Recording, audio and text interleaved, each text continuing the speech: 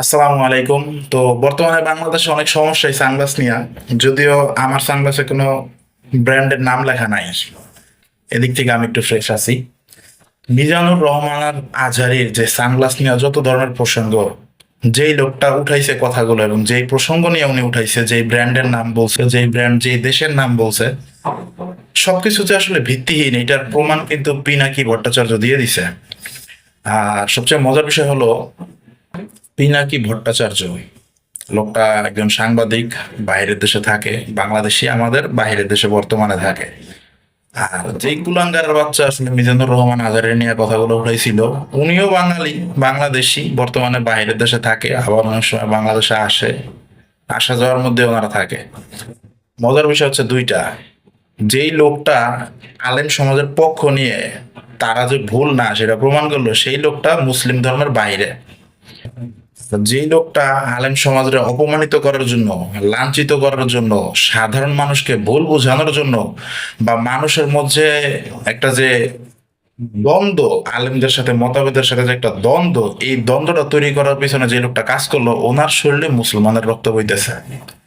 মজার বিষয় কেন বললাম, মিজানুর রহমান আজহারি একটা ওয়াজ মাহফিলে কোনো এক জায়গায় বাংলাদেশের উনি বলছিলেন যে গরুর পেটে জন্মাইলে ওইটা গরু হয়, ছাগলের পেটে জন্মাইলে ওইটা ছাগল হয়, কিন্তু মানুষের পেটে জন্মাইলে সেটা মানুষ হয় না, মানুষ তৈরি করে নিতে হয়।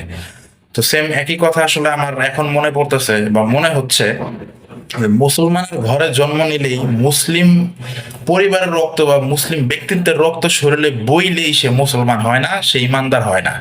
ইমানদার হইতে হলে, মুসলিম হইতে হলে কাজে, কর্মে, কথায়, মনোভাবে সেটা আসলে তৈরি করে নিতে হয়। তা আগেও ছিল, এখনো চলতেছে।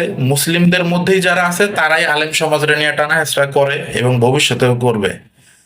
তো যারা সাধারণ মানুষ আছেন, একটু সোচ্চার থাকবেন, যে কোনো কিছু মানুষের মুখে শুনেই আসলে উল্টাপাল্টা কোনো কমেন্ট করা শুরু করবেন না, বা আলেম সমাজের বিরুদ্ধে চলে যাওয়ার চেষ্টা করেন না। কারণ আলেমরা যা কিছুই করেন না কেন, অন্তত সবসময় এতটুকু মাথায় ধারণা রাখবেন, তারা আমাদের চেয়ে অনেক গুণে ধর্মীয় ব্যাপারে জানে এবং শিক্ষিত। তারা যে কোনো একটা কাজ করার আগে 10 বার ভেবে বুঝে তারপরেই করে। আমরা অনেক কিছুই জানি না, অনেক কিছু এখন আমাদের জানার বাকি আছে। সুতরাং কোনো একটা ছোটখাটো ইস্যু নিয়েই হুটহাট তাদের বিরুদ্ধে কোনো কথা আসলে বললেন না। মিজানুর রহমান আজহারের এই সানগ্লাস নিয়ে এই বিতর্ক হওয়ার পরে অনেক মানুষ অনেকভাবে ওনার নিয়ে বিভিন্ন বাজে মন্তব্য করছেন, এবং সবাই মুসলিম আমি যতটুকু জানি। তাই রিকোয়েস্ট, যে কোনো কিছু ভালোভাবে না জেনে, না বুঝে, অন্তত আলেম সমাজ নিয়ে কোনো মন্তব্য করবেন না। ধন্যবাদ। আসসালামু আলাইকুম।